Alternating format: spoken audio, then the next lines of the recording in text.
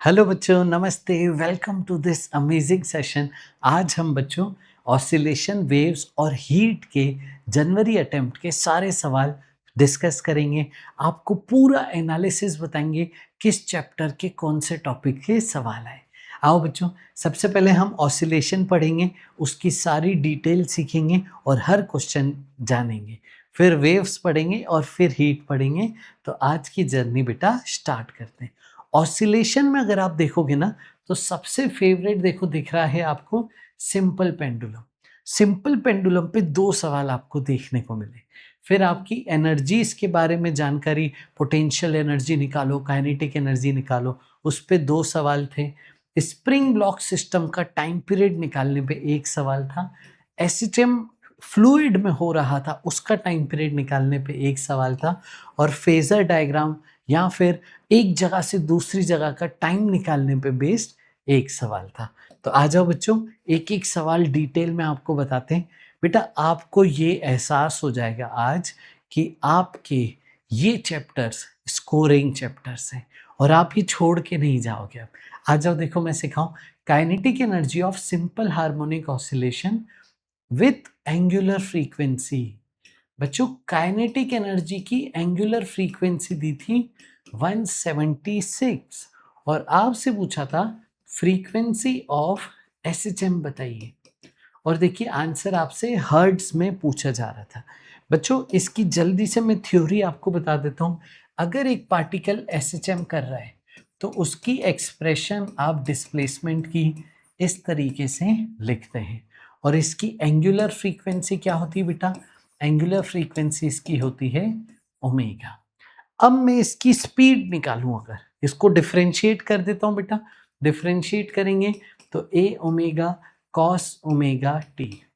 Yes, तो अगर आप इसको डिफरेंशिएट करोगे तो a omega cos omega t आपका स्पीड बनेगी। इसकी बेटा काइनेटिक एनर्जी आपकी बन जाएगी हाफ एम स्पीड का स्क्वायर, यानी a square omega square cos square omega t. बेटा देखो यहाँ पे ना कॉस स्क्वायर का फंक्शन आता है, तो ये एस एच एम का स्टैंडर्ड फंक्शन नहीं है। इसको कन्वर्ट करिए तो हम यहाँ पे 2 cos square theta equal to 1 + cos 2 थीटा आइडेंटिटी यूज करेंगे। और ये देखिए जो काइनेटिक एनर्जी का एक्सप्रेशन आएगा उसमें आपको ये टर्म मिलेगी। अब ये एस एच एम है और एस एच एम की एंगुलर फ्रीक्वेंसीज को देख के क्या समझ में आ रही है? एंगुलर फ्रीक्वेंसी समझ में आ रही है ट्वाइस ऑफ ओमेगा। देखो ध्यान से, कॉस स्क्वायर को कॉस 2 थीटा में कन्वर्ट किया, काइनेटिक एनर्जी में कॉस 2 थीटा आता है, तो 2 थीटा के लिए आप 2 ओमेगा लिखेंगे। यस, तो काइनेटिक एनर्जी की फ्रीक्वेंसी देखो अब डबल हो चुकी है। जो एसएचएम के पार्टिकल की फ्रीक्वेंसी थी उससे डबल काइनेटिक एनर्जी की फ्रीक्वेंसी है, यानी यहाँ पे भी वही होगा। तो काइनेटिक एनर्जी की ओमेगा 176, तो पार्टिकल की फ्रीक्वेंसी, पार्टिकल का ओमेगा हो जाएगा इसका हाफ, यानी 88। अब आपसे ओमेगा नहीं पूछा था, फ्रीक्वेंसी पूछी थी। तो ओमेगा का फॉर्मूला होता है बच्चे 2πf। पाई को रख दिया आपने 22/7 इंटू एफ इक्वल टू 88। देखिए 2 से कटेगा 44, 22 से कटेगा ये 2 जा, फ्रीक्वेंसी आ जाएगी 7 मल्टीप्लाई करके 14, यानी कौन सा आ गया? फर्स्ट आंसर है। यस, शाबाश बेटा। आ जाओ अगला सवाल। देखो सिंपल पेंडुलम के टाइम पीरियड पे सवाल है, सिर्फ फॉर्मूला बेस्ड सवाल है। फॉर्मूला की वैल्यू रखनी है और आपको ग्राफ बनाना है। देखो कैसे। Time period of simple pendulum क्या होता है बच्चों? 2π√L/g। स्क्वायर कर देते दोनों तरफ, तो टी स्क्वायर आ गया 4π² L/g। देखो 1/t² चाहिए तो रेसिप्रोकल ले लो, 1/t² equal to g/4π² 1/L। अब ध्यान से समझना, यहाँ पे ऑप्शंस देखिए, 1/t², 1/t², 1/t², 1/t², यानी 1/t² को आप y मान लीजिए, y एक्सिस है, ठीक है। और देखिए x एक्सिस में क्या है? l, तो यहाँ पे l को आप x मानिएगा, तो 1/x यहाँ पे बना। यस, और देखो ये कांस्टेंट है k, तो y इक्वल टू 1/x का ग्राफ है, y प्रोपोर्शनल टू 1/x का ग्राफ है। ग्राफ कैसा होगा इसका? रेक्टेंगुलर हाइपरबोला, और वो ऐसे हो जाएगा। याद है रेक्टेंगुलर हाइपरबोला? बस वही ग्राफ है। देखो किससे मैच हो रहा है ये? ऑप्शन नंबर मैचिंग हो गई ऑप्शन नंबर 2 से। देखिए सिंपल है ना। तो ये था आपका सवाल। अगले सवाल पे चलते। देखो ये सवाल क्या है। इस सवाल में आपको स्प्रिंग की पोटेंशियल एनर्जी पे बात हो रही है। देखो बेसिक वर्किंग में आपको सवाल की बता देता हूं फटाफट से। देखिए आपकी स्प्रिंग है, स्प्रिंग को आप mg से बैलेंस करेंगे। इस पे फोर्स कैसा लगेगा? mg नीचे, kx आपका ऊपर आ जाएगा, बैलेंस करेंगे, kx इक्वल टू हो गया mg। यस बेटा। और स्प्रिंग की पोटेंशियल एनर्जी आप लिखेंगे हाफ kx स्क्वायर। स्प्रिंग की पोटेंशियल एनर्जी लिख के आप कंपैरिजन करें। ये सवाल आपसे पूछ रहा था। देखिए सवाल क्या है। दो ब्लॉक है, एक 100 kg का, एक 200, एक 100 ग्राम का और एक 200 ग्राम का। ठीक है, attach to the ends of the spring as shown in the figure. The energy stored in A is, बेटा ए की एनर्जी ई है और बी की एनर्जी आपसे पूछी है। और देखो ऑप्शन क्या है? ऑप्शन आपको ई के टर्म्स में ही बताना है। ठीक है, ई के टर्म्स में बी की एनर्जी बताना है। When spring constants are K A and K B respectively and satisfy the relation.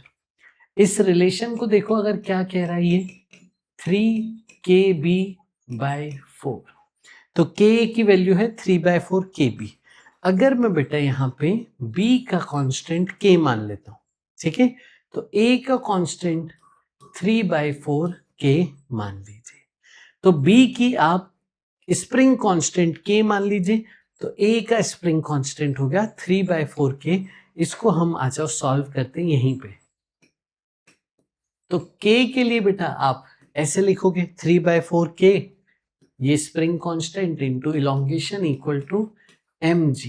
अब m देखो क्या है, m 100 ग्राम है, तो m को आप kg में कन्वर्ट करना पहले इनटू g। तो ये देखो बेटा ये सब कट गया, तो आपका आ गया 1। तो x a कितना आ गया 4/3 k। ये आपका इलोंगेशन आ गया स्प्रिंग में। अब एनर्जी स्प्रिंग की क्या होगी ये भी निकाल देते हैं। एनर्जी स्प्रिंग की होगी हाफ kx²। यस। अब k की जगह क्या लिखेंगे? a का स्प्रिंग कांस्टेंट हमने माना था 3/4 k इंटू x 4/3 k का स्क्वायर। देखेंगे क्या बन गया, हाफ 3/4 k इंटू ये क्या हो गया 16/9 k स्क्वायर। यस। देखो k से k कट गया, 3 से कटेगा 3, 2 4 जा 8, 2, यानी ये हो गया 2/3 k स्क्वायर। इसे E कहा गया है। यस, इस चीज को बोला गया E। तो E is equal to 2/3 k square. मैं एक काम करता हूँ, k स्क्वायर की वैल्यू यहां से ले लेता हूँ 2/3e, ये काम आएगा अभी, है ना। अब देखो B की एनर्जी निकालते हैं। तो B का K है बेटा K, तो B के लिए हम लिखेंगे kx इक्वल टू mg। मास इसका देखो क्या था 200 ग्राम। यस, एम आई राइट? B का मास था 200 ग्राम। तो ये सब देखो जीरो कट गए, एक्स बी हो गया 2/k। यस। अब एनर्जी बताओ, E डैश कह देता हूं। B की एनर्जी हाफ kx²। k कितना मानना है इसका कि x 2/k का स्क्वायर, ये हो गया half k 4/k² which is equal to 2/k²। अब मेरी जो k² की वैल्यू लिखी थी ना मैंने 2/3e, उसको यहां पे रख दूं, तो E डैश क्या मिल गया मेरे को 2/2/3e, ये आ जाएगा बेटा 3e। आप ऐसे भी सोच सकते थे कि A की एनर्जी में, देखिए A की एनर्जी में 2/3 k² था और B की एनर्जी में 3 नहीं है नीचे, तो A की एनर्जी को 3 से मल्टीप्लाई करूंगा तो B की एनर्जी आ जाएगी, या फिर k² की वैल्यू निकाल के रख दी, तो हमें मिल गया बेटा ये 3e, जो कि है ऑप्शन नंबर 3 में। समझ गए बेटा? यस। अगला सवाल आप देखो, सिंपल पेंडुलम का सवाल है, टाइम पीरियड का सवाल है फिर से। A simple pendulum of string length 30 centimetre performs 20 oscillation in 10 second. इसका मतलब समझिए, 20 ऑसिलेशन इन 10 सेकेंड।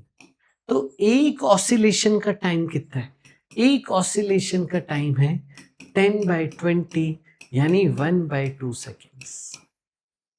एक ऑसिलेशन का टाइम ये है 1/2 सेकेंड्स। ठीक है, ये एक ऑसिलेशन का आपको टाइम मिल रहा है। अब आगे समझिए, टाइम पीरियड का फॉर्मूला आपको पता है। टाइम पीरियड का फॉर्मूला है 2π√L/g। यस, लेंथ कितनी दी है बच्चे? देखो 30, तो ये हो गया 2π√30 सेंटीमीटर अपॉन जी, और टाइम कितना आ जाएगा? Half second. तो ये मेरे पास पहली इक्वेशन है। ये मेरे पास एक इक्वेशन बन गई, जो पहली लाइन दी थी उससे मैंने यहां तक पहुंच गया। आगे पढ़िए। The length of the string required for the pendulum to perform 40 oscillations in the same time duration. देखो बेटा, आप चाहते हो 40 ऑसिलेशंस 10 सेकेंड में हो जाए, यानी एक ऑसिलेशन 1/4 सेकेंड में हो जाए, तो नया टाइम पीरियड टी डैश होगा 2π√L'/g। ये कितना हो जाए? 1/4। तो एक इक्वेशन ये रही, एक इक्वेशन ये रही। ठीक है, इन दोनों इक्वेशन को क्या करें बताओ, ताकि L' आ जाए। डिवाइड कर दीजिए। ठीक है, दोनों इक्वेशंस को डिवाइड कर देते हैं। ये इक्वेशन लिख लीजिए 2। ठीक है, आ जाओ बच्चों। तो इन दोनों को जब आप डिवाइड करोगे तो हाफ डिवाइड बाय 1/4, इसको मैंने ऊपर रखा है और इसको मैंने नीचे रखा है। यहाँ पे देखिए 2π और g कट जाएगा, √30 यहाँ पे है, √30, और यहाँ पे √L'। यस, तो अब देखो क्या होगा, ये 4 ऊपर जाके 4/2 बन जाएगा यानी 2। अब इसको स्क्वायर करना पड़ेगा आपको, दोनों तरफ स्क्वायर करना पड़ेगा। देखिएगा क्यों स्क्वायर करना पड़ेगा, क्योंकि ये चीज रूट में है, तो स्क्वायर कर दीजिए। तो आपको मिलेगा 4 = 30/L', L' आ जाएगा 30/4, 15/2, 7.5। यस, तो आंसर आ गया बेटा आपका 7.5 सेंटीमीटर में, क्योंकि ये भी सेंटीमीटर में ही हमने लेंथ रखी थी। गॉट इट बेटा? चलो जल्दी से अगला सवाल फटाफट से। ये देखिए, एक सिलेंडर है जो फ्लूइड में है। फ्लूइड में जब सिलेंडर है, फ्लोट कर रहा था, यहां पे आपका बेटा सिलेंडर पानी में फ्लोट कर रहा था, और आपने अब क्या किया? देखो, आपके सब कुछ रेस्ट पे था, सब बैलेंस था, बॉयंसी फोर्स mg को बैलेंस करके रखा था। अब आपने क्या किया? इस सिलेंडर को ऊपर से थोड़ा सा ऐसे टपली मारी, हल्का सा डिस्प्लेस किया, तो ये थोड़ा सा नीचे आ गया। वो लेंथ हम मान लेते हैं x लेंथ नीचे आ गया, तो जो छोटी सी एक्स्ट्रा लेंथ आ गई, उस कारण से एक्स्ट्रा बॉयंसी फोर्स आ जाएगा। ये जो एक्स्ट्रा बॉयंसी फोर्स है, इसी को आप रीस्टोरिंग फोर्स मानते हैं SHM का। यस, क्योंकि जो एक्स्ट्रा बॉयंसी फोर्स आ गया वही ऊपर आएगा।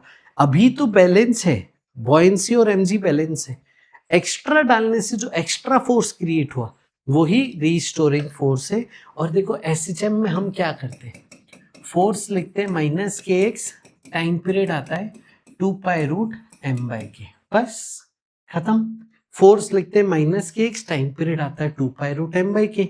जो भी फोर्स में, फोर्स जब लिखेंगे, जो कोफिशिएंट ऑफ x है वो डिवाइड में आ जाता है। माइनस साइन तो बस ये बता रहा है कि अपोजिट है, x इधर है तो फोर्स इधर है, बस इतना बताता है।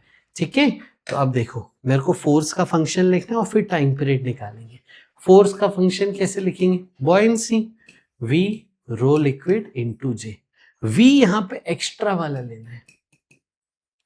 ठीक है, वॉल्यूम को लिखेंगे एरिया इंटू लेंथ। लेंथ कौन सी? एक्स्ट्रा वाली लेंथ। ये आ गया force, a rho liquid into g x. Minus sign अपन लगा देंगे मन से, क्यों? क्योंकि डिस्प्लेसमेंट नीचे, फोर्स ऊपर है, अपोजिट दिखाने के लिए माइनस साइन। अब देखो हो गया, फोर्स आ गया माइनस के एक्स, के बस ये रहा। तो टाइम पीरियड क्या था? टाइम पीरियड था 2 पाई रूट मास अपॉन के क्या है? एक्स का कोफिशिएंट, ए रो लिक्विड इंटू जी। ये आ गया आंसर, हो गया खत्म। देखो ऑप्शन नंबर 4 से यहाँ पे एग्जैक्ट मैच हो रहा है। अगले सवाल पे आते हैं, next problem. Displacement of the particle executing simple harmonic motion with time period t is expressed x equal to a sin omega t। इससे मेरे को पढ़ के क्या समझ में आया? टाइम 0 रखोगे तो x 0 है, मतलब starting from mean.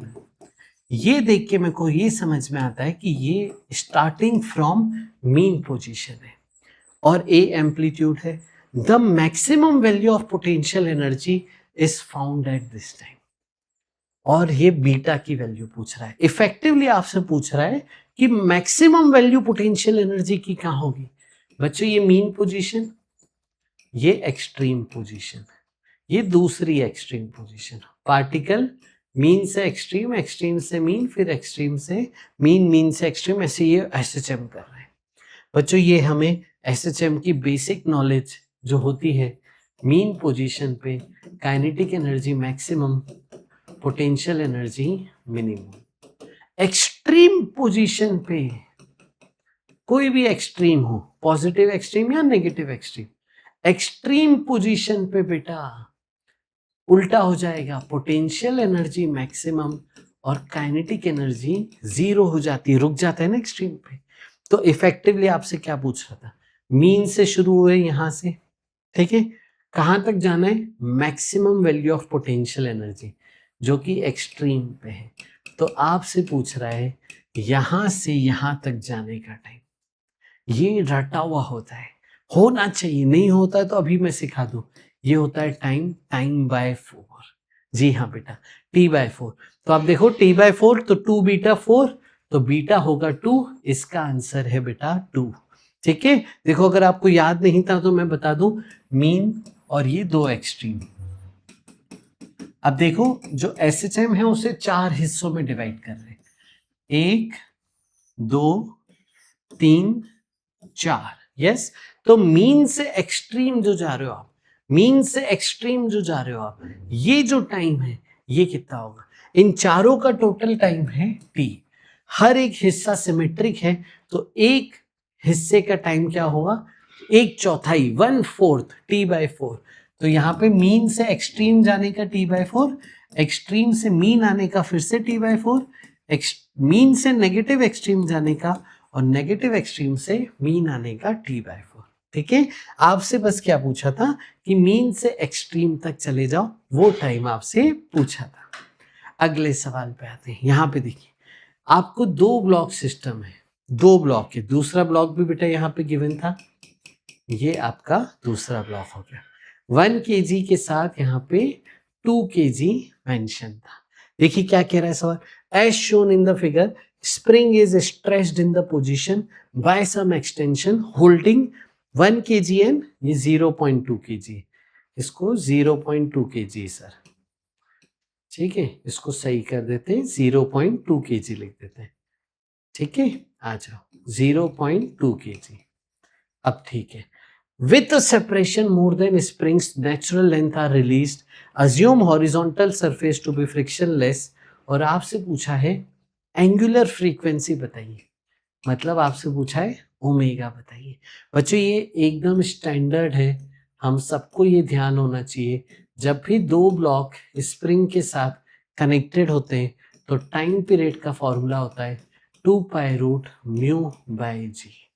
Yes, μ/k, 2π√μ/k, spring है ना, 2π√μ/k। म्यू क्या होता है? m1 m2 upon m1 plus m2। Mu को क्या कहते हैं बेटा? रिड्यूस्ड मास। रिड्यूस्ड मास वाला कंसेप्ट ये याद होना चाहिए। जब भी 2 ब्लॉक स्प्रिंग के साथ कनेक्टेड है तो आपका टाइम पीरियड है 2π√μ/k। यस, है ना, और म्यू क्या है? रिड्यूस्ड मास, इस फॉर्मूले से आएगा। अच्छा यहाँ पे ओमेगा पूछा है, इसको मैं अगर 2π/ω के बराबर कर दूं तो ओमेगा देखिए आपका आएगा, यहाँ पे मैं ओमेगा लिख देता हूं आपसे, वो आ जाएगा देखो रूट में k बाय म्यू। यस, तो सबसे पहले म्यू निकाल लेते हैं, m1 into m2 upon m1 plus m2, ये पॉइंट हट गया, 2/12 कट के 1/6, तो म्यू आ गया बच्चे। ठीक है, और देखो k कितना दिया है, देखिए 150, 150 अपॉन 1/6 ये हो गया रूट 900, जो कि आ गया 30। जे बात, तो आंसर हो गया इसका 30। ये है ओमेगा इस सवाल का। ये फॉर्मूला ध्यान रखेंगे बेटा सभी बच्चे। अब हम आ रहे हैं वेव्स टॉपिक पे। देखें इसका ब्लूप्रिंट, देखें क्वेश्चन बाय क्वेश्चन एनालिसिस करके मैं बताता हूं कि आपका किस किस टॉपिक से सवाल आए थे। स्पीड ऑफ साउंड के फॉर्मूले पे 2 सवाल थे, speed of sound in air, speed of longitudinal wave in solid, इस पे आपको सवाल देखने को मिले। ऑर्गन पाइप पे यहां पे 2 सवाल थे। स्ट्रिंग वेव पे स्पीड क्या है उसके ऊपर एक सवाल था, एक सवाल था पाथ डिफरेंस पे, बढ़िया सवाल था ये, और एक इंटेंसिटी के फॉर्मूले पे सवाल था, एक बीट्स के कैलकुलेशन पे सवाल था। तो ये सारे सवाल थे बेटा जो वेव्स चैप्टर से आए थे। अब आ जाओ अगला सवाल करते हैं। देखिए 2 स्ट्रिंग है ए और बी, यहाँ पे कंपोजिट स्ट्रिंग्स आपको बनानी थी। इस तरीके से आपका ये सेटअप था। 2 स्ट्रिंग्स है ए और बी, और म्यू दिया, देखो ए का म्यू दिया है लीनियर मास डेंसिटी, आप याद करो कहां फॉर्मूले में आता है, और ये बी की लीनियर मास डेंसिटी। लेंथ दी है बेटा, इसकी लेंथ है 2.5 मीटर, इसकी लेंथ है 1.5 metre. Free ends of A and B are connected to rigid support, ये रिजिड सपोर्ट सी और ये रिजिड सपोर्ट डी से कनेक्टेड है, और आपको बोला है टेंशन क्रिएट कर दिया है, दोनों को खींच के टेंशन क्रिएट कर दिया है 500 newton. 2 identical pulses are sent from C and D, takes time t1 and t2 to reach the joint. बेटा यहां से वेव क्रिएट की, यहां पे आपने से टन मार दिया, वेव क्रिएट हो गई, यहां से यहां तक जाने का जो समय है वो है t1, और इधर आपने सेम वेव क्रिएट की, यहां से यहां जाने का जो समय है वो है t2, और आपसे t1/t2 रेशो पूछा है। तो आ जाओ ये वर्किंग कैसे करेंगे मैं सिखा दूं। सबसे पहले रस्सी पे वेव की स्पीड कितनी होती है उसका फॉर्मूला बच्चे रूट में टेंशन बाय म्यू। जी हाँ बेटा, टेंशन, इस सीरीज में जब रस्सियों को कनेक्ट करते हो तो दोनों तरफ से खींचोगे, टेंशन दोनों में सेम आएगा, तो टी सेम है, म्यू अलग अलग दिया है, तो स्पीड यहाँ पे आपकी आ गई। टेंशन 500 दिया है, म्यू दिया है, रख के स्पीड आ जाएगी। फिर टाइम कैसे निकालेंगे, डिस्टेंस अपॉन स्पीड करके। यस, तो देखिए एल लेंथ मान लेते हैं अपॉन टी बाय म्यू, तो ये हो जाएगा length under root mu by under root tension. ये टाइम का जनरल फॉर्मेट बन गया, ये टाइम का जनरल फॉर्मेट बन गया। ठीक है, तो आ जाओ, तो यहां पे T1 कैसे लिखेंगे हम, T1 हम लिखेंगे 2.5 रूट म्यू, म्यू कितना था बेटा ए का 2 इंटू 10⁻⁻⁴ अपॉन रूट टेंशन। ये जो फॉर्मेट निकाला ना इसी में वैल्यू डाल दूंगा और डायरेक्ट रेशियो ले लूंगा। T2 कैसे लिखोगे 1.5 रूट में 4 इंटू 10⁻⁻⁴ अपॉन रूट टेंशन।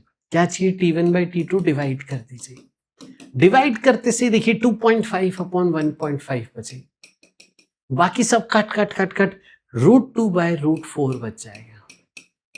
ये आपका आंसर आ गया। देखिए ऑप्शन में आपको वैल्यूज दी है, यानी आपको सॉल्व करना पड़ेगा। देखिए ये पॉइंट हटा दीजिए, 5 से काटेंगे तो 5/3, ये हो गया 5/3, और यहाँ पे √2 नीचे बच जाएगा। ठीक है, अब इसको सॉल्व करो बेटा। 5 अपॉन √2 कितना होता है जल्दी से बताओ, 1.414 इंटू 3, नीचे 3 12 4.2, ये हटा दो 50/42।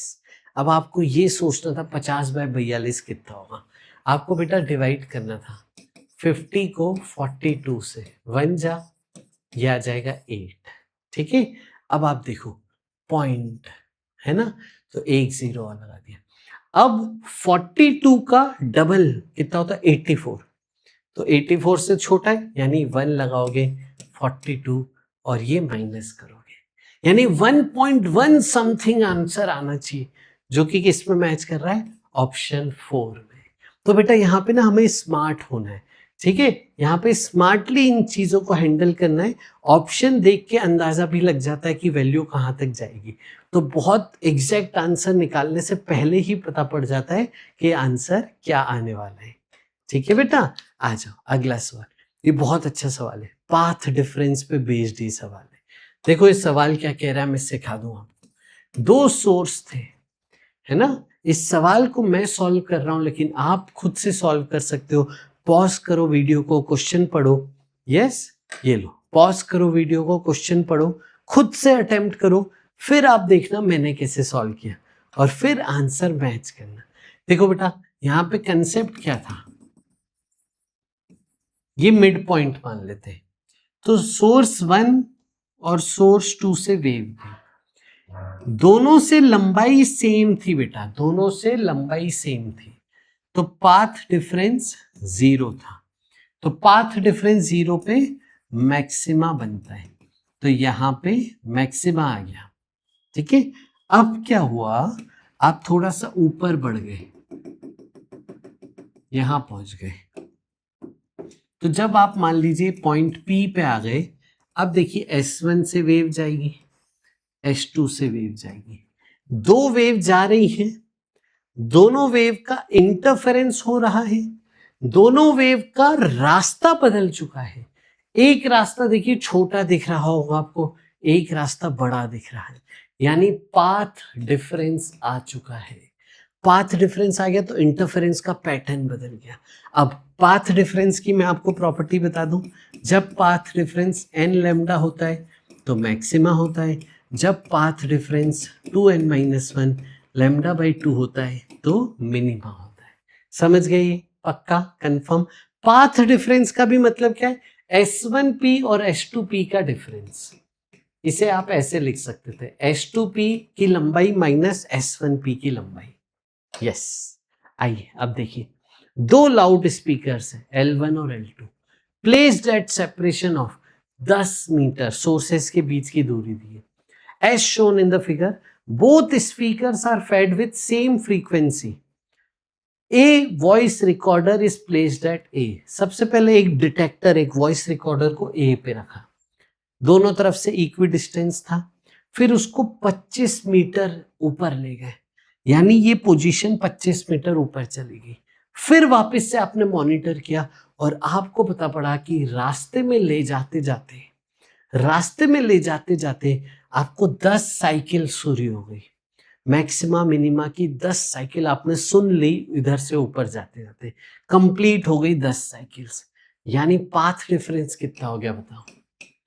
पहले मिड पॉइंट पे थे, पाथ डिफरेंस 0, दोनों से बराबर था, फिर आप क्या ऊपर गए, पाथ डिफरेंस बदलता गया 10 मैक्सिमा आ गए, 10 साइकिल पूरी हो गई, तो पाथ डिफरेंस 10 लैम्डा हो गया, कहां पे, बी पॉइंट पे। ये कंसेप्ट आपको सुनना था, ये कंसेप्ट आपको समझना था। आइए इसको सॉल्व करते हैं, ठीक है। देखो मेरे को L1 से B की दूरी चाहिए, तो मेरे को ये पाइथागोरस थ्योरम से निकालना पड़ेगा। L2 से B की दूरी चाहिए, ये भी पाइथागोरस थ्योरम लगानी पड़ेगी। देखना आप समझना, ये वाली लेंथ 40 है, ठीक है, ये लेंथ कितनी होगी, हाफ, ये हो जाएगी 5, ठीक है, ये है 25, तो 25 में से 5 माइनस करो 20, तो ये जो लेंथ है ये 40 है और ये लेंथ B है।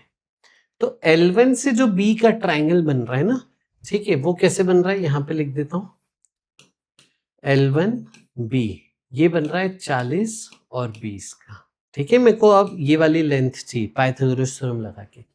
जब आप L2 से लिखोगे तो L2 से x तो वही है बेटा, अब देखो हाइट कितनी हो जाएगी, 25 और ये 5 एक्स्ट्रा जुड़ जाएगा, तो ये 25 और ये 30 हो जाएगा। यस, 25 + 5 30। ये देखो पाइथागोरस ट्रिपलेट्स, तो हाइपोटेनियस हो गई 50। तो L2 से B की जो लंबाई थी वो आपको मिल गई। और ये वाली लंबाई बेटा देखो, √x² + y² कितना आ जाएगा रूट में, 400, 1600, 2000, 10 बाहर आ गया। ठीक है, रूट में 20 है, रूट में 20 है, 4 और बाहर ले लो तो 20 हो गया और 5 बच जाएगा, 20√5 बच जाएगा। तो एक वेव का रास्ता है 20√5, दूसरी वेव का रास्ता है 50। यानी मुझे क्या करना था, पाथ डिफरेंस निकालना था, वो हो जाएगा दोनों वेव के रास्ते का डिफरेंस, इस तरीके से। अब देखो √5 की भी वैल्यू दी थी, तो ये आ गया 2.23, जो कि हो गया 50 माइनस मल्टीप्लाई कीजिए 4.6, जो कि कितना आ गया देखिए 5.4। ये पाथ डिफरेंस आ गया। और पाथ डिफरेंस किसके बराबर करना था, 10 लैम्डा के बराबर करना था। बस यहां तक आपको पहुंचना था। पाथ डिफरेंस को 10 लैम्डा दिया है क्या, नहीं दिया है, लैम्डा यहां से आ जाएगा। देखिए लैम्डा क्या आ गया, 0.54 मीटर में, यानी 54 सेंटीमीटर में। ये वेवलेंथ आ गई। ठीक है, और फिर क्या पूछा है, फ्रीक्वेंसी बताइए। फ्रीक्वेंसी होती बेटा v/λ। v भी दिया था आपको 324, और लैम्डा कितना आ गया बच्चे, लैम्डा कितना आ गया देखिए 54/100। तो आपका आंसर आ रहा है 324/54 × 100। अब आप सोचो ये क्या होगा, देखो 6 से मल्टीप्लाई करके देखते हैं। 54 × 6, 6 4 जा 24, और 2 इधर, 6 5 जा 30, और 324, एग्जैक्ट 600 इज द आंसर। तो इसका आंसर हो गया फ्रीक्वेंसी इज 600। जे बात बेटा, अगला सवाल, ओपन ऑर्गन पाइप और क्लोज्ड ऑर्गन पाइप के ये सवाल है। तो जल्दी से मैं आपको ऑर्गन पाइप की पूरी वर्किंग बता दूं फटाफट से। ओपन ऑर्गन पाइप की फ्रीक्वेंसीज का जो फॉर्मूला था वो था n × v/2l। l बेटा इसकी लेंथ हो गई है ना, अभी l लिख देता हूं, ये था फॉर्मूला। ठीक है, अब इसकी नेमिंग कैसी थी, नेमिंग थी हार्मोनिक ओवरटोन। फर्स्ट हार्मोनिक था फंडामेंटल ओवरटोन। यस बच्चे, सेकंड हार्मोनिक था फर्स्ट ओवरटोन, थर्ड हार्मोनिक था सेकंड ओवरटोन, nth ओवरटोन होगा n+1 हार्मोनिक। या फिर यहाँ के हिसाब से देखें तो nth हार्मोनिक होगा n-1 ओवरटोन। और ये फ्रीक्वेंसी nth हार्मोनिक की फ्रीक्वेंसी थी। समझ गए बच्चे, ये आपको याद होना चाहिए। फिर हम क्लोज्ड की बात करते हैं। तो क्लोज्ड का फॉर्मूला है ऑड × v/4l, या फिर इसे आप लिख सकते थे 2n+1 × v/4l। और इसके लिए नेमिंग क्या होती है, हार्मोनिक और ओवरटोन की नेमिंग्स। इसके लिए first harmonic is fundamental overtone, यहाँ पे सिर्फ ऑड हार्मोनिक्स बनते, तो फर्स्ट के बाद थर्ड हार्मोनिक आएगा फर्स्ट ओवरटोन पे, फिफ्थ हार्मोनिक सेकेंड ओवरटोन पे, nth ओवरटोन पे 2n+1 हार्मोनिक। और ये जो फ्रीक्वेंसी का फॉर्मूला है, ये फॉर्मूला है nth ओवरटोन का। ये जो फॉर्मूला है nth ओवरटोन की फ्रीक्वेंसी होती बेटा, या फिर 2n+1 हार्मोनिक की ये फ्रीक्वेंसी। देखो हार्मोनिक कैसे निकालते हैं ना, जो भी वैल्यू यहाँ पे आएगी मल्टीप्लाई में उतना हार्मोनिक होगा। तो ये 1 आएगी तो फर्स्ट हार्मोनिक, फिर 3 आएगी तो थर्ड हार्मोनिक, 5 आएगी तो फिफ्थ हार्मोनिक, 7 आएगी तो सेवंथ हार्मोनिक। ऐसे ये करना था। तो पहले तो आपको वर्किंग पूरी पता होनी चाहिए। अब देखिए क्वेश्चन पढ़िए, ओपन ऑर्गन पाइप है, V3 V6 हार्मोनिक फ्रीक्वेंसीज हैं रिस्पेक्टिवली, यानी V3 है, न्यू 3 है, न्यू है, ये न्यू 3 है, थर्ड हार्मोनिक की फ्रीक्वेंसी, न्यू 6 सिक्स्थ हार्मोनिक की फ्रीक्वेंसी। इफ उनका डिफरेंस इज 2200 हर्ट्ज तो लेंथ ऑफ द पाइप बताइए। आई तो लेंथ ऑफ द पाइप बता देते बच्चे, देखो 6V/2L माइनस 3V/2L। ये देखो सिक्स्थ की फ्रीक्वेंसी 6V/2L, थर्ड की फ्रीक्वेंसी 3V/2L इक्वल टू आ गया 2200। बस इसको सॉल्व करना था बेटा। देखो ये माइनस करके आ गया 3V/2L इक्वल टू 2200। लेंथ पूछा जा रहा है बेटा आपसे और स्पीड दिया है आपको, तो देखिए 3 × 330/2, इसको नीचे लाइए 2200 इज द लेंथ। ये लेंथ आ गई। अब देखिए 3 से कट 11 से कट कर देते 30, इसको 11 से कट करिए 200, फिर एक 0 और हट गया, ठीक है। 3 3 9 डिवाइडेड बाय 40, ये आंसर है। अब आपने क्या बोला है, मिलीमीटर्स में बताइए, यानी एक काम करिए 1000 से मल्टीप्लाई और 1000 से डिवाइड कर दीजिए, तो ये बेटा क्या आ जाएगा, एक 0 गया 25, 25 9 225/1000, तो ये आ गया 225 मिलीमीटर, जो कि है ऑप्शन नंबर 3 में। यस। नेक्स्ट सवाल, velocity of sound in air is doubled. बच्चों वेलोसिटी ऑफ साउंड का फॉर्मूला क्या होता है, √γ/RT/m, और T क्या है, टेम्परेचर केल्विन में, ठीक है। तो वेलोसिटी ऑफ साउंड को डबल करना है, तो आप लोगों को बताओ टेम्परेचर को कितने गुना करना पड़ेगा।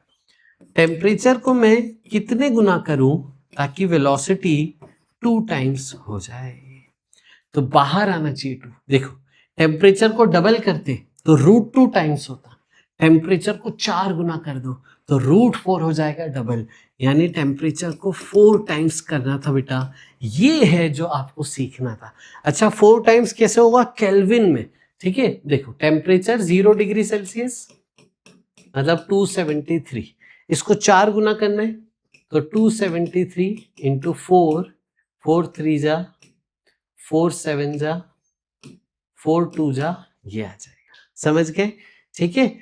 और आपसे क्या पूछा है समझते, the velocity of the sound is raised from 0 to alpha, और अल्फा आपको किस में बताना है, अल्फा आपको डिग्री सेल्सियस में बताना है। केल्विन में होता तो आंसर 1092 करके आते, बहुत बच्चे हो सकता है यहाँ पे 1092 लिख के आते, बट ये गड़बड़ हो गई। ये बेटा केल्विन में, तो 1092 को माइनस करिए 273। यस, तो देखिए क्या आ रहा है, 819, इसका आ रहा है बेटा 819 केल्विन, तो the answer is 819 degree Celsius, sorry 819 degree Celsius, तो ये आंसर। केल्विन में होता तो 1092 और डिग्री सेल्सियस में है तो 819, डिग्री सेल्सियस में था तो 819 आपका आंसर था। अगले सवाल पे चलते हैं। देखिए अगला सवाल क्या है, एक पॉइंट सोर्स है, उसको रखा है स्फेरिकली एनक्लोज्ड डिटेक्टर पे। बेटा पॉइंट सोर्स है और डिटेक्टर आपका स्फीयर है। If the volume is increased by 8 times. बच्चों वॉल्यूम क्या होता है, 4/3 πr³। आप सोच के मेरे को बताओ रेडियस कितने गुना करूं ताकि वॉल्यूम 8 गुना हो जाए। तो देखो रेडियस डबल कर दो, रेडियस अगर आप ट्वाइस करोगे तो वॉल्यूम 8 टाइम्स हो जाएगा। तो आपको इनडायरेक्टली ये बता रहा था कि रेडियस को डबल कर दिया, रेडियस को डबल करने के बाद इंटेंसिटी कितने गुना हो जाएगी। बच्चों देखो यहाँ पे इंटेंसिटी का फॉर्मूला क्या होता है, पावर अपॉन एरिया। पावर किसका बेटा, पॉइंट सोर्स का, पॉइंट सोर्स का पावर, ठीक है, अपॉन एरिया। तो पावर क्या हो गया P, एरिया क्या हो गया स्फीयर का एरिया। ये एरिया वो होता है जहां पे वेव फ्रंट बनता है, जिस जगह पे एनर्जी स्प्रेड होती है। तो पॉइंट सोर्स का वेव फ्रंट होता है स्फीयर, या पॉइंट सोर्स से जो एनर्जी स्प्रेड होती है वो पूरे स्फीयर में स्प्रेड होती है। तो power upon area of wave front या power upon area of spreading, ये इंटेंसिटी का फॉर्मूला है। देखिए यहाँ पे इंटेंसिटी 1/r² के प्रोपोर्शनल है। अब देखो r कितने गुना कर दिया 2, तो नीचे 2 का स्क्वायर 4, तो इंटेंसिटी क्या हो जाएगी 1/4 टाइम्स। ये बेटा आपसे पूछ रहा था, सिंपल फॉर्मूला के नॉलेज पे आपसे ये सवाल था। 1/4 टाइम्स डिक्रीजेस बाय 4 टाइम्स। तो आपको ना फंडामेंटली फॉर्मूले के बारे में स्ट्रांग रहना चाहिए, हर चीज पता होनी चाहिए, ठीक है। फॉर्मूला तो याद होना ही चाहिए, फॉर्मूले में कौन सी चीज क्या बता रही है वो भी आपको याद होना चाहिए। आइए, fifth harmonic of a closed organ pipe is found to be in unison with first harmonic of open pipe. Ratio of length बताइए। एक बार फिर से मैं आपको बताऊंगा कि अभी जो मैंने डिराइव किया था, ये देखिए, ये आपको याद होना चाहिए, ठीक है। ओपन में n टाइम्स v/2l ये फॉर्मूला होता है, और जितना हार्मोनिक है वो यहाँ पे मल्टीप्लाई कर दीजिए। क्लोज्ड में ऑड इंटू v/4l होता है, और जितना हार्मोनिक है यहाँ पे वो मल्टीप्लाई कर दीजिए। यही बस कंसेप्ट पे एक और सवाल आपको देखने को मिला है ऑर्गन पाइप पे। Fifth harmonic of closed organ pipe. बेटा क्लोज्ड का फिफ्थ हार्मोनिक मतलब 5v/4l, yes, is equal to unison मतलब same frequency. First harmonic of open, open की v/2l। Ratio of length of closed, closed की L1 मान लेते, open की L2 मान लेते। आपसे पूछ रहा है L1/L2 इज 5/x, और x बताइए, अभी बता देते हैं, इसको सॉल्व करिए, क्रॉस मल्टीप्लाई करिए। L1/L2, देखिए v कट गया, 5/4, ये 2 इधर चला गया 2, तो ये कितना हो गया बेटा 5/2। कंपेयर करो तो x कितना आ गया बच्चे, x आ गया 2। बस अगर आपको ये फॉर्मूले नहीं आते ना तो ऑर्गन पाइप ऐसा कठिन लगेगा, नॉमेनक्लेचर में ही उलझ जाओगे। फॉर्मूला याद है, नॉमेनक्लेचर क्लियर है, हार्मोनिक्स कौन, ओवरटोन कौन, ये क्लियर है, तो आपको इसमें कोई भी उलझा नहीं पाएगा। अगला सवाल, speed of longitudinal wave in bar. बच्चों साउंड की स्पीड सॉलिड में कितनी होती है, वो होती है √ यंग्स मॉड्यूलस बाय डेंसिटी। यही अगर मैं फ्लूइड में जाता हूं तो वो बल्क मॉड्यूलस बाय डेंसिटी हो जाती है। और सॉलिड में लॉन्जिट्यूडनल वेव, साउंड वेव एक लॉन्जिट्यूडनल वेव है, उसकी यहाँ पे स्पीड ये होती है। अब क्या बोला है यहाँ पे, देखो परसेंटेज एरर का सवाल है, तो मैं साउंड की स्पीड को लिख देता हूँ यंग्स मॉड्यूलस की पावर हाफ, डेंसिटी की पावर -½ परसेंटेज एरर का सवाल है ये। आपसे बोला है, अच्छा इंक्रीज डिक्रीज दिया है, दोनों को इंक्रीज कर दिया तो स्पीड ऑफ वेव आपसे पूछी। बेटा आ जाओ समझा दूं मैं आपको। जब हम y = x की पावर n लिखते हैं, अब हम परसेंटेज एरर इन y निकालते हैं, तो पावर आगे ले आओ, n times percentage error in x हो जाता है। दो लोगों का मल्टीप्लीकेशन है बेटा, अगर x की पावर n z की पावर n। परसेंटेज y जब निकालते हैं तो पावर आगे आ जाओ, परसेंटेज x प्लस पावर आगे आ जाओ परसेंटेज z, ये रहा, समझ गए, ठीक है। तो ये परसेंटेज एरर की वर्किंग आपको पता होनी चाहिए। पावर है तो पावर आगे आके मल्टीप्लाई हो जाती है, मल्टीप्लाई में है तो पावर आगे लिख के जोड़ देते हैं, तो ये परसेंटेज एरर की वर्किंग है। ये कब वर्किंग वैलिड है, जब परसेंटेज बहुत छोटा है। यहाँ पे देखिए परसेंटेज बहुत छोटा है तो सेम वर्किंग यहाँ पे अप्लाई कर सकते थे। परसेंटेज स्पीड क्या हो गया, half percentage Young's modulus, power आगे -½ परसेंटेज डेंसिटी। अब सुनना मेरी बात, अगर आपको एरर लिखा होता है यहाँ पे, परसेंटेज एरर बताओ, एरर लिखा होता तो ये माइनस नहीं करते, प्लस करते, एरर कभी माइनस नहीं करते। लेकिन इंक्रीज डिक्रीज लिखा है तो साइन को रहने दीजिए, पावर के नेगेटिव को रहने दीजिए अगर इंक्रीज डिक्रीज लिखा है तो। और इंक्रीज है डेंसिटी पहले यंग्स मॉड्यूलस, तो डेंसिटी का 0.5 है और यंग्स मॉड्यूलस का 1 है। इंक्रीज बोला है ना आपको, इंक्रीज यानी परसेंटेज पॉजिटिव में लेना है, तो हाफ यंग्स मॉड्यूलस का 1 माइनस हाफ डेंसिटी का 0.5। तो इसको सॉल्व करिए, 1/2 माइनस 1/4, ये आंसर आ गया 1/4%। यस बेटा, तो आपका परसेंटेज चेंज इन वेलोसिटी में क्या है? 1/4%। अच्छा, पॉजिटिव आया मतलब इंक्रीज है, ये आपको समझना था। अब देखिए क्या पूछा है, speed of the wave change पूछा है आपसे, चेंज। ठीक है, इनिशियल स्पीड दी है 400, तो चेंज ही तो आया ये, तो चेंज क्या हो गया ऑफ 400, यानी 1/4 इंटू 400 अपॉन 100, जो कि आ गया 1। यानी वेलोसिटी को 1 से चेंज करना है, समझ गए? ठीक है, और आपसे फाइनल पूछ रहा है, अच्छा फाइनल में 1 बढ़ाना है कि घटाना है? यहाँ पे आए ना इंक्रीज करना है 1 से, तो 1 से इंक्रीज करना है, यानी आंसर है 401। ऐसे करना था, पहले परसेंटेज निकालना था, उसमें मैंने आपको बताया जो हमने एरर में कंसेप्ट सीखा था वो अप्लाई कर सकते हैं, क्योंकि एरर छोटे हैं, इंक्रीज डिक्रीज परसेंटेज छोटा था। इस तरीके से बेटा ये कर सकते थे हम। आइए अब आगे चले, ये बेटा आपका लास्ट प्रॉब्लम हम डिस्कस कर लेते हैं। तो this is the last problem of waves topic. 2 tuning fork है, बीट्स पे ये सवाल है। 2 ट्यूनिंग फॉर्क है ए और बी, इनको साथ पे साउंड किया है और 8 बीट्स मिले हैं 1 सेकेंड में। बेटा देखो 8 बीट्स इन 2 सेकेंड, सॉरी, तो 1 सेकेंड में कितने बीट्स हो गए? 4 बीट्स इन 1 सेकेंड।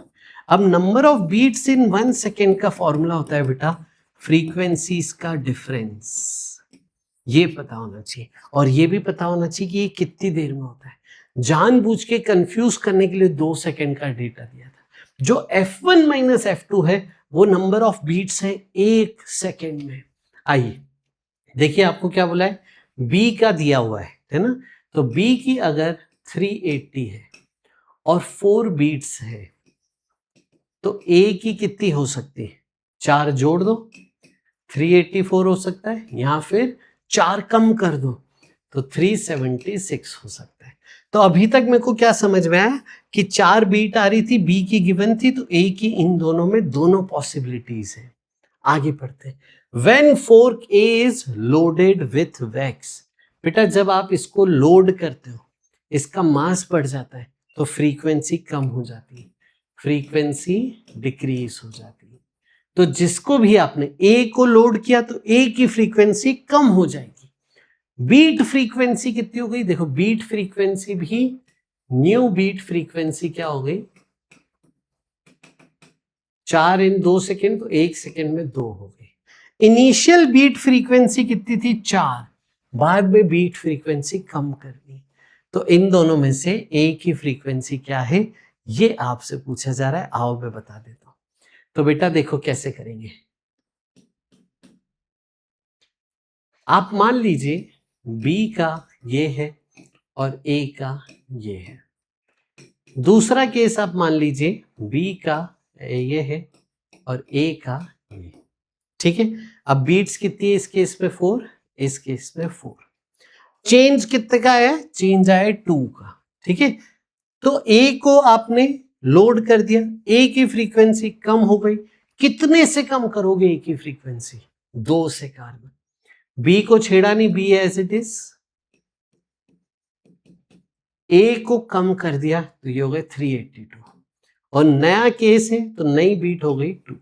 यहां पे देखते हैं न्यू केस, बी को छेड़ा नहीं एज इट इज, ए का कम कर दो 2 से तो 374, नई बीट देखो माइनस करो 6।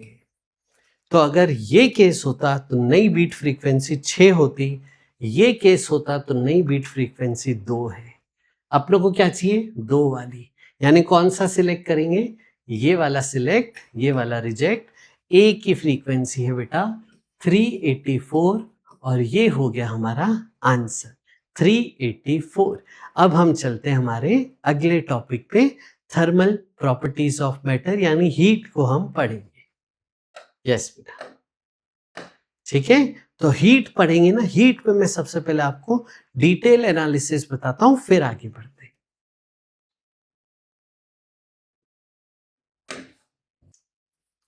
इस टॉपिक से बच्चों सबसे पहले हम समझते हैं कि कौन कौन से क्वेश्चंस पूछे गए थे, किन टॉपिक से पूछे गए थे, क्या कंसेप्ट उसमें लग रहा था। देखो बच्चों, दो क्वेश्चन इसमें प्रिंसिपल ऑफ कैलोरीमेट्री पे सवाल थे, मिक्सिंग में जो हम करते heat absorbed equal to heat released, उस पे ये सवाल थे। एक सवाल था टेम्परेचर ऑफ जंक्शन निकालने का, एक सवाल था कंपोजिट रॉड सिस्टम का, एक सवाल था थर्मल स्ट्रेस निकालने का, और एक सवाल में टेम्परेचर वर्सेस हीट का जो स्टैंडर्ड ग्राफ होता है वो एज इट इज पूछ लिया था। आओ बच्चों शुरू करते हैं। देखिए पहला सवाल आपकी स्क्रीन पे, फर्स्ट शिफ्ट में आया था ये सवाल, पहले दिन की पहली शिफ्ट में। Aluminium and steel rods have same length and cross section भी सेम है, are joint to make a total length 120 centimetre हो गई, यानी इनकी जो इंडिविजुअल लेंथ है बेटा वो हो जाएगी 60 सेंटीमीटर। दोनों की इंडिविजुअल लेंथ हो जाएगी 60 सेंटीमीटर। दोनों का अल्फा अलग अलग दिया, इनिशियल टेम्परेचर दिया था 30 degree Celsius. The length of this composite rod when temperature rises to 100 degree Celsius. जब 70 डिग्री से बढ़ा दिया, देखो टेम्परेचर चेंज कितना है, डेल्टा टी कितना है, 100 माइनस 30, 70 डिग्री सेल्सियस से आपने टेम्परेचर बढ़ा दिया है, तो फाइनल लेंथ पूछी थी। आ जाओ सबसे पहले इलोंगेशन निकाल लेते हैं, L not alpha delta T, simple इस पे रख के इलोंगेशन निकाल लेते हैं। आ जाओ तो जल्दी से, एल नॉट 60, अभी यूनिट सेंटीमीटर में ही रहने देते हैं। अल्फा पहले हम एल्यूमिनियम का ले लेते हैं, और डेल्टा टी बेटा आपका था 70। तो इसको सॉल्व करना है, आ जाओ कर लेते हैं। सबसे पहले 2 0 चले गए, 10 की पावर -4 हो गया, 6 7 जा 42 इंटू 24। जल्दी से बच्चों इसको मल्टीप्लाई कर लेते हैं, 42 इंटू 24, ये बेटा देखिए क्या आ रहा है, 1008 इंटू 10 की पावर -4। ये आपका आ गया इलोंगेशन एल्यूमिनियम में। ऐसे ही हम स्टील में इलोंगेशन निकालेंगे और दोनों को जोड़ देंगे तो टोटल इलोंगेशन आ जाएगा। अब आप देखिए स्टील के लिए कर लीजिए सेम वर्किंग। ये बेटा सेंटीमीटर में आया, याद रखना, क्योंकि लेंथ भी सेंटीमीटर में हमने ली थी। यस, ये रहा।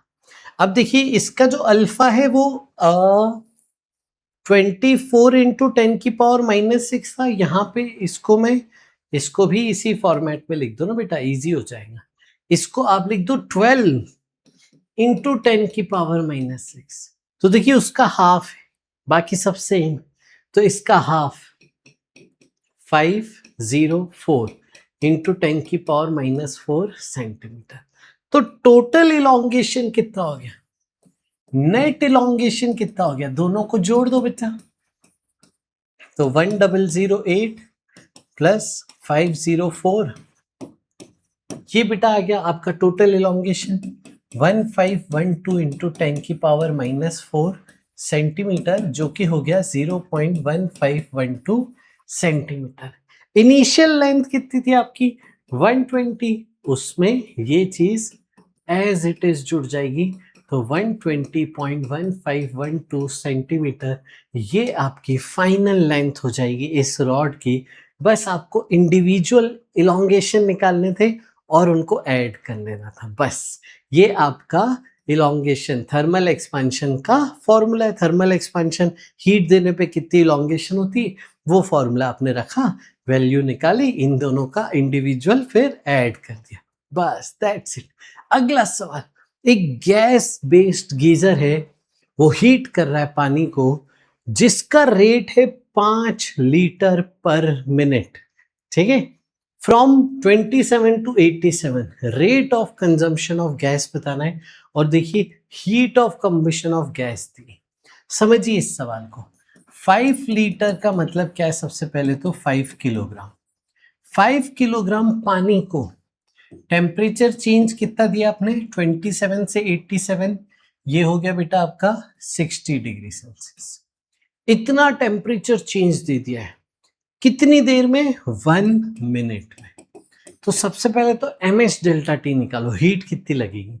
तो M S delta T heat निकाल लेते बेटा, एम केजी में लेना है, तो एस भी एसआई यूनिट में, वाटर का देखिए दिया है एसआई यूनिट में 4200 इंटू टेम्परेचर चेंज आपने कर देना है 60। समझ गए? तो आइए इसको जल्दी से सॉल्व करें। 1 2 3 10 की पावर 3 42 इंटू ये हो जाएगा 30। 1 0 और भेज दीजिए। ये बेटा आपकी टोटल हीट आ गई। ठीक है, अच्छा ये जो हीट आई है ये हीट 1 मिनट की आई है। यहां पे देखिए आपसे क्या बोला है, गैस का कितना ग्राम, देखिए आप यूनिट देखिए, 1 ग्राम गैस को कंबशन करेंगे तो आपकी एनर्जी प्रोड्यूस्ड इज 5 इंटू 10 की पावर 4 जूल। ये सवाल है। तो आप बताओ कि आपको टोटल हीट कितनी चाहिए? टोटल हीट चाहिए 126 इंटू 10 की पावर 4 था ना बेटा, हाँ इतनी टोटल हीट चाहिए। 1 ग्राम गैस से ये आ गया, तो टोटल गैस कितनी आ गई, डिवाइड बाय मास टोटल, वो आ जाएगा 126 इंटू 10 की पावर 4 अपॉन 5 इंटू 10 की पावर 4। ये बेटा आ गया, इतना टोटल मास थी, लेकिन ये था 1 मिनट में। अगर 1 सेकेंड का चाहिए मास इन 1 सेकेंड, मास इन 1 सेकेंड, तो इसको आपको 60 से डिवाइड करना पड़ेगा। तो 126 अपॉन 5 इंटू 60, ये आपको करना पड़ेगा, ऐसे करना था ये। तो 6 से कर दीजिए, ये देखिए आ गया 2 1, फिर इसको 4 से डिवाइड कीजिए 4.2, फिर देखिए हो गया 0.42 ग्राम। ठीक है बेटा, तो ये था सवाल और आपका आंसर आ गया ऑप्शन 1। कैसे करा है फिर से बता दूं, हीट निकाली टोटल, 1 ग्राम की हीट से डिवाइड कर दिया तो टोटल ग्राम में कितनी गैस लगेगी वो आ गया, लेकिन 1 मिनट में था। आपको कैसे पता पड़ा यूनिट, ये देखिए ग्राम पर सेकेंड। यूनिट अगर नहीं पढ़ा ना तो गलत हो जाएगा, यूनिट पढ़ना जरूरी था, ग्राम पर सेकेंड। आइए अगले सवाल पे चलते हैं। ये देखिए ये स्टैंडर्ड सवाल है, इस सवाल को देखते से सर्किट सॉल्विंग की फीलिंग आ रही है। इक्विवेलेंट रेजिस्टेंस निकाल लो और हीट निकाल लो, करंट निकाल लो, बस वही करेंगे। सीरीज पैरेलल कनेक्शन लगाएंगे। रॉड्स एक्स एंड वाई, ये बेटा X Y Y X X Y, ठीक है। Rod X and Y of equal dimension but of different material density are joined as shown in the figure. Temperature of end points is 100 and 40 respectively. Given the thermal conductivity of rod X is 3 times, ठीक है बेटा, 3 times that of Y, यानी X की जो K है वो 3K है। X का बेटा K आप 3K लेना और इनका K लेना। यस अब क्या बोला है आपसे, टेम्परेचर ऑफ जंक्शन बी बताइए, ये बी है, इसका temperature of junction of B निकाल लेते हैं। सबसे पहले देखो बेसिक वर्किंग में आपको बता दूं, इनको ना हम एक रेजिस्टेंस मान लेते हैं बच्चे, इस तरीके से हम रेजिस्टेंस मान लेते हैं। ये मान लेता हूं R1 R2, ठीक है। अब ये भी R1 थे, ये R2 थे, Y X यस। चलो आओ, अब R1 को क्या लिखोगे, रेजिस्टेंस का फॉर्मूला, थर्मल रेजिस्टेंस का फॉर्मूला होता है L/A, लेकिन X वाली के लिए आपने K की जगह 3 के लेना है तो 3 ले लीजिए। और R2 को क्या लिखेंगे हम, L/A। यस अब देखो यहाँ पे समझना था सीरीज पैरेलल, R1 को एज इट इज रहने दीजिए, R2 को एज इट इज रहने दीजिए। ये वाला सेटिंग देखिए, यहां पे इसमें ऊपर वाले 2 सीरीज, नीचे वाले 2 सीरीज और ये आपस में पैरेलल, तो बीच वाला जो सेगमेंट है ना उसे पहले सॉल्व करते हैं। तो देखो ऊपर वाला जोड़ दो, है ना, तो R2 + R2 डबल हो गया, इसका डबल 2L/A। नीचे R1 प्लस R1 इसका डबल 2L अपॉन 3AK। अब इन दोनों का पैरेलल, याद है पैरेलल में क्या करते थे, 1 upon R equivalent equal to 1 by R1 plus 1 by R2, या फिर R1 R2 upon R1 plus R2, वो वाले फॉर्मूले में आप वैल्यू रख देते थे। इसमें अगर मैं रखूं बच्चे तो आपको क्या मिलेगा, यहाँ पे देखिए 1 बाय R1 इसका reciprocal AK by 2L plus 3AK by 2L, ये हो गया 4AK by 2L, 2AK by 2L, 2AK by L, ये आ गया 1 अपॉन R इक्विवेलेंट, यानी R इक्विवेलेंट आ गया यहाँ से L बाई 2AK। समझ गए? अब आप देखो इस पतंग का, इस काइट का इक्विवेलेंट आपको मिल गया है। अब R1 बेटा क्या है समझिए, R1 है L अपॉन 3AK, पहला वाला, फिर ये सेगमेंट बीच वाला L अपॉन 2AK, और ये देखिए ये लास्ट वाला L अपॉन AK। एकदम सिमेट्रिक डेटा आपका बन गया। अब इनको जोड़ दीजिए, R equivalent L upon AK common 1/3 plus 1/2 plus 1/2, simple addition, series connection है ना, तो ये क्या हो गया L upon AK 6, 2 plus 3, 2 plus 3 5 plus 6 11, ये बेटा R इक्विवेलेंट आपका आ गया। ठीक है, अब देखो हम कैसे करेंगे इस सवाल को, है ना। इस सवाल को कैसे करते हैं बच्चों, आ जाओ बताओ। मैं क्या कर रहा हूं, इस सारे सिस्टम को हटा के एक इक्विवेलेंट रेजिस्टेंस लगा दिया, एक इक्विवेलेंट रेजिस्टेंस लगा दिया 100 और 40 के बीच में। तो हीट कितनी हो गई, नेट हीट फ्लो, वो आ जाएगा delta T upon R equivalent. तो ये हो गया 60 अपॉन आर इक्विवेलेंट, बेटा यहां से निकाला 11L अपॉन 6AK, वो हमने यहाँ पे रख दिया। ये आपकी नेट हीट आ गई। अब देखो ये जो नेट हीट है वो यहीं से तो निकली होगी, यानी जो AB की हीट है वही तो नेट हीट है। देखो नेट हीट यहाँ से निकली, फिर डिस्ट्रीब्यूट हुई, फिर ऐसे मिलके वापस वो नेट हीट आ जाती। इस पूरे को हटा के एक रॉड लगा दी तो वो गई तो यहीं से ना। तो आपको समझना था AB की जो हीट है वही नेट हीट के बराबर करना था। AB की हीट को आप कैसे लिखेंगे, KA by L, 3K A by L into delta T 100 minus temperature of P। इन दोनों को बस इक्वल करके सॉल्व करके आपका टेम्परेचर आ जाएगा। आइए इसको सॉल्व कर लेते हैं। तो heat AB is equal to heat net 3AK by L 100 minus temperature of B is equal to, यहाँ पे देखिए क्या आ गया 360 AK बाय 11L इंटू, बस यही है। तो अब देखिए A के L कट गया, 3 से कटेगा ये आ जाएगा 120, यानी सॉल्व करके देखिए क्या आ रहा है 100 minus TB is equal to 120 by 11।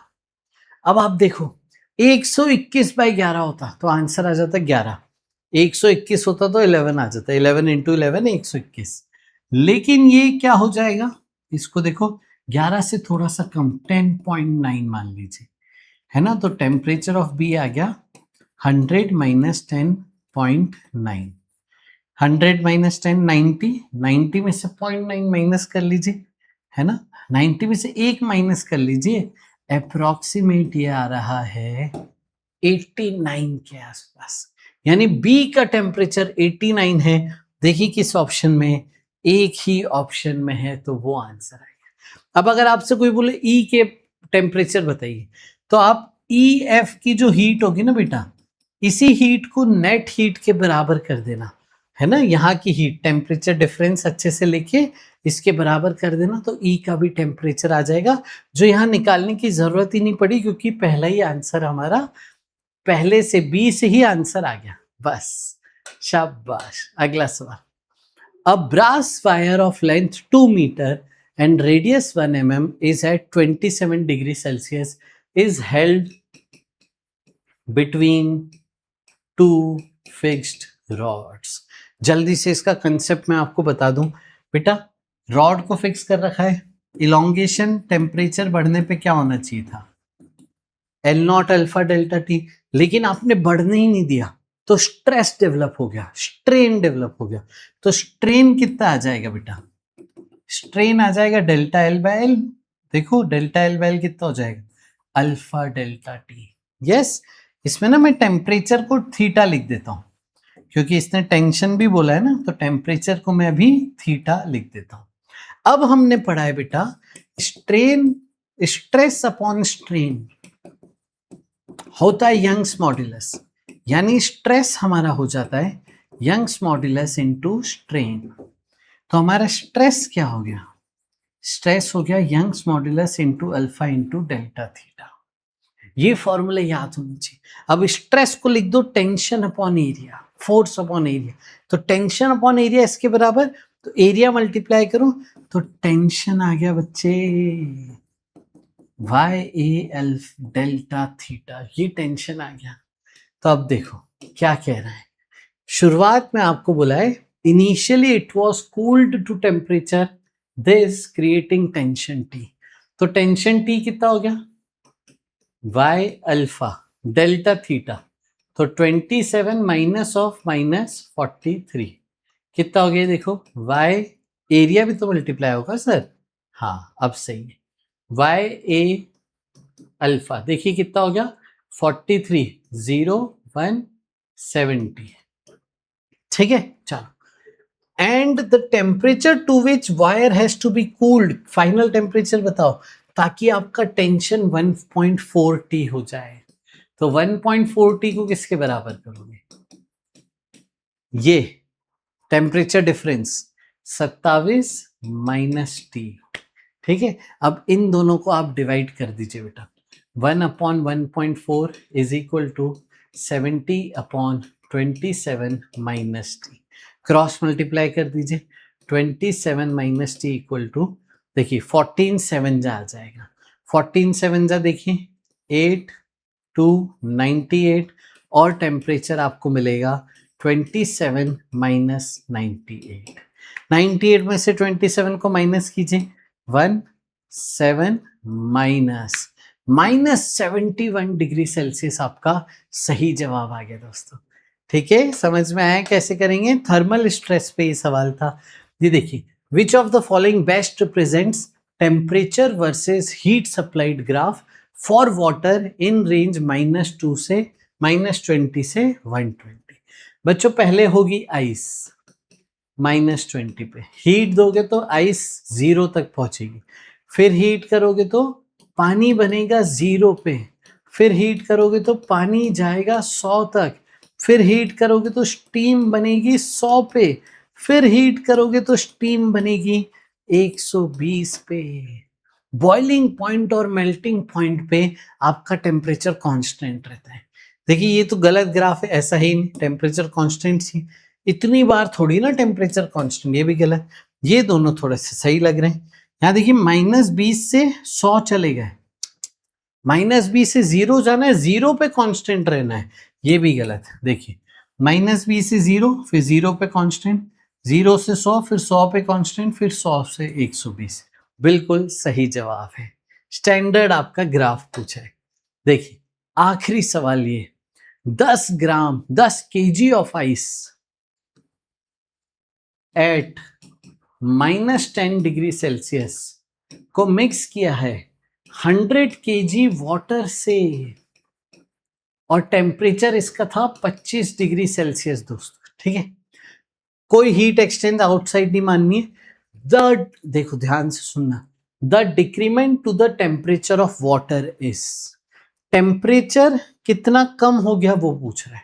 कई बार बच्चे ये सोचते हैं कि सर ये मिक्सिंग वाला सवाल हमसे नहीं होगा, लेकिन ये हो जाएगा। देखो एक हिंट दे रहा है सवाल, क्या हिंट दे रहा है, देखो हिंट समझिए आप सवाल, इसका टेम्परेचर कम कितना हो जाए। देखो ऑप्शन, कहीं भी आपको टेम्परेचर 0 तक जाते हुए नहीं दिख रहा है। अगर 0 हो जाता टेम्परेचर तो आपका चेंज कितना होता 25, डिक्रीमेंट कितना होता 25, डिक्रीमेंट 25 है ही नहीं। इसका मतलब ये हुआ कि फाइनल टेम्परेचर 0 नहीं होगा, 0 से ज्यादा होगा, यानी ये बर्फ कंप्लीटली मेल्ट हो जाएगी। बिल्कुल सही। तो आ जाओ, इसको करेंगे कैसे? 10 kg आइस -10 में ना, यस सही लिखा है। हाँ, इसको हम पहले 10 kg आइस 0 तक लेके आएंगे, फिर हम इसको पूरा मेल्ट कर देंगे 10 kg पानी 0 डिग्री सेल्सियस, फिर इसको हीट करेंगे 10 kg पानी T डिग्री सेल्सियस। इस पूरे प्रोसेस में जो हीट एब्जॉर्ब हुई, ठीक है, इस पूरे प्रोसेस में जो हीट एब्जॉर्ब हुई उसको हीट रिलीज के बराबर करेंगे। इसका फाइनल टेम्परेचर आप ले आइए T डिग्री सेल्सियस पे। ये हीट रिलीज कर रहा है, वो हीट एब्जॉर्ब कर रहा है, heat absorb upon equal to heat release करना था बस। आइए, एम एस आइस का दिया था इंटू डेल्टा टी 10, ठीक है, प्लस एम एल कितना दिया था देखो, एल ये दिया 3.36 इंटू 10 की पावर 5, प्लस यहां पे एम एस पानी का इंटू डेल्टा टी, ठीक है। देखिए क्या आ रहा है, 1 2 3 4, 2.1 इंटू 10 की पावर 5 प्लस 3.6 इंटू 10 की पावर 5, ठीक है। इसको जोड़ दो जल्दी से, 35.7 इंटू 10 की पावर 5 प्लस यहां से आ गया 42,000 टी इक्वल टू इसकी हीट रिलीज जो कि होगी एम एस डेल्टा टी। अब देखो सुनना, डेल्टा टी क्या होता है, हाई माइनस लो। इसका टेम्परेचर कम हुआ है ना, तो इसके लिए 25 माइनस टी लिखेंगे। हाई माइनस लो लिखना हमेशा, ठीक है, ये गलती मत करना प्लीज। आ जाओ, अब इसको देखो सॉल्व करते हैं। तो 25 इंटू 42, 25 40 हजार और 50, 1050, 1050, 1 2 3 4 1 ये 5, तो ये हो गया 105 इंटू 10 की पावर 5 माइनस 4 2 1 2 3 4 टी, ये आ गया, ठीक है। अब देखिए टेम्परेचर वाली टर्म एक तरफ ले आइए। देखिए 42,000 ये 4,20,000 है, तो 4,20,000 प्लस 42 हो जाएगा 4,62,000। यस, एम आई राइट? सही। इक्वल टू 105 प्लस 35, नहीं माइनस होगा, सॉरी, 105 माइनस 35, जल्दी से करो। 105 माइनस 35 ये बेटा आ जाएगा 80। 80 में से 0.7 और माइनस कर दो, 80 में से 0.7 और माइनस कर दी, 80 नहीं बेटा 70, सॉरी 70 में से 0.7 माइनस कर दीजिए, तो 69.3 इंटू 10 की पावर 5 आपका टेम्परेचर बेटा आ जाएगा 693 1 2 3 4 अपॉन 462 1 2 3, ये 6930 डिवाइडेड बाय 462। आप ये सॉल्व करेंगे, एग्जैक्ट आएगा 15 डिग्री सेल्सियस, यानी फाइनल टेम्परेचर होगा 15। अब देखिए सी मत टिक करके आना। आप सोचा डिक्रीमेंट कितना हो गया, तो 25 से 15 आए हो, तो चेंज है 10 का, तो इसीलिए ऑप्शन 4 टिक करके आना था। तो ये था बच्चों आज हमारा सेशन, खूब सीखा हमने। अगले अटेम्प्ट में 4 के आना है, कॉन्फिडेंस रखिएगा, कमेंट करके बताइएगा आपको क्या क्या सीखने को मिला, और अपना पेपर जरूर फोड़ के आइएगा। God bless you all, take care, bye bye.